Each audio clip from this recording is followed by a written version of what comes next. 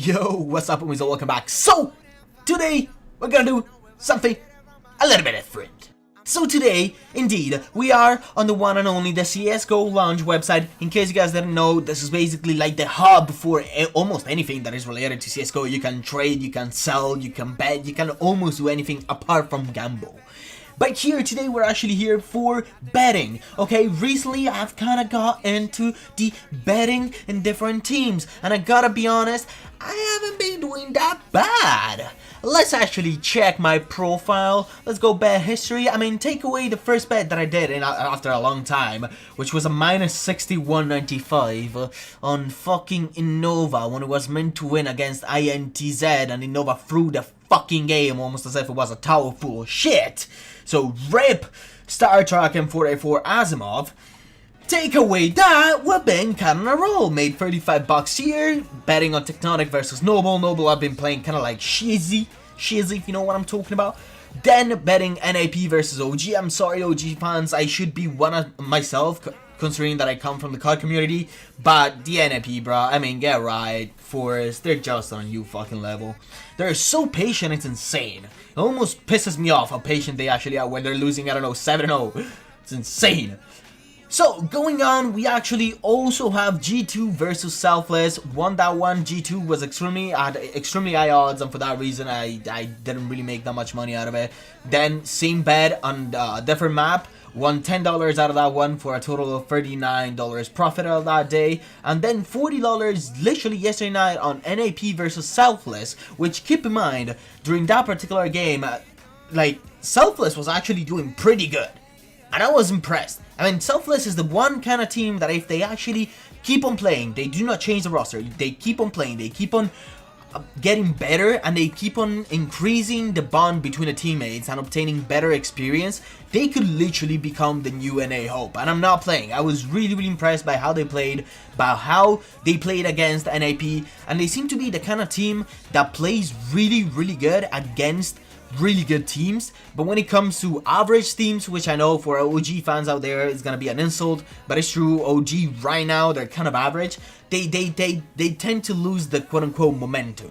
So for today's bet, let's go on the main page of CSGO Launch. We got Dobry and Gaming, aka DNG, aka our Sikabliat, against ENS. Now personally, I actually decided to go with DNG for a total bet of around $50 for a total profit of $15 approximately, just because DNG has been playing really well, and I was actually impressed by how they've been playing lately. Also, keep in mind, as a sort of quote-unquote insurance to justify why I would actually bet that much, DNG is still looking for a sponsor. This is something that is actually being brought up a lot recently, and that is because DNG so far has been paying for their own trips, has been paying for their own LAN events and all that kind of good jazz, which is a lot of money.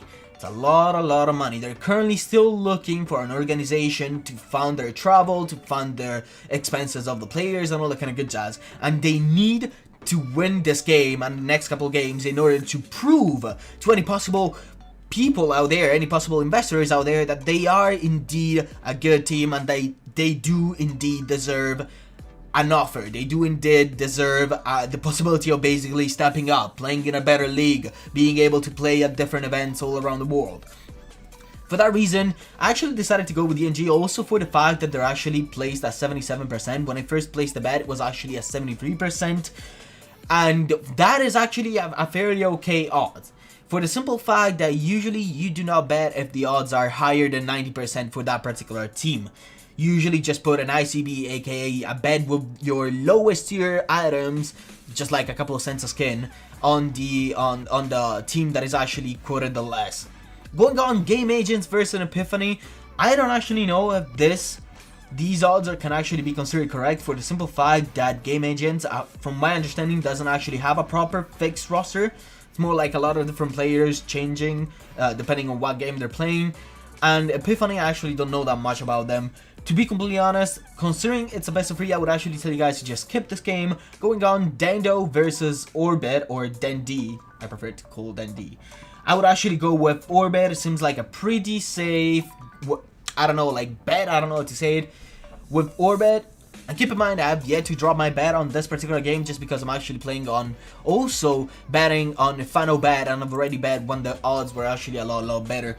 Going on for the Tricked versus Quest, skip this one, I generally do not have enough information for that one. ATN versus B Pro, I feel like the odds for these ones should be more like an 80-20 to be completely honest. And considering how high the odds are actually for ATN, unless you're going in for an extremely high bet, I would actually suggest you guys to just put, I don't know, like an ICB on B Pro. Going on NIP versus OG, this is a best of 3. Now, this is the thing. Usually, weaker teams have a better shot of actually winning against a better team when it's a best of 1. Just because usually in a best of 1, let's say that the better team says, oh no, these guys are actually trash, let's not take it as seriously as we actually should. They lose 6 runs in a row, and then the weaker team actually starts getting momentum, and that is actually doable for them to win that best of 1. But best of 3, and also considering the odds, which are 89% for NIP and 11% for OG, I would just skip. There is no way that OG is gonna win 2 map out of the 3 against NIP. I mean, NIP, they're a really weird team. They can actually go ahead and lose something like 8 rounds in a row, and they are still gonna have the same clear mentality that they actually had when they were still winning. I mean, it's insane. They do not lose patience, they're extremely calm, and they're extremely in control of their emotions, which is, it's extremely interesting and useful in a best of 3. Going on Big Odds versus INTZ, I would actually go for Big Odds, to be honest. I actually feel like Big Odds should be quoted more around like a 35%, and then 65 for INTZ. Furious versus CNB, don't know enough information for this one. I generally have no clue of which one is gonna win what, so skip that one or go for other predictions. I don't know, this is actually something that I've wanted to do for a while, just, you know, gambling or betting, and I kind of get just betting, just as much as gambling, should be done just only at your own risk, okay? You should not go ahead and put in skins that you don't feel like you're comfortable doing, and also understand that while the possibility of you winning with a particular team might be extremely high, just like NIP versus OG, there is also that really small chance that OG might just transform into gods and you will lose everything. So betting, it's part of the game, it's part of why it actually is fun, is the fact that you could actually increase your inventory or lose everything. Understand that, and please bet responsibly. That's it. Hope you had a beautiful day. Thank you all for watching, and bye bye. The hell are they doing? Why should we worry? No one will care, girl. Oh, come on, griefing. Come on.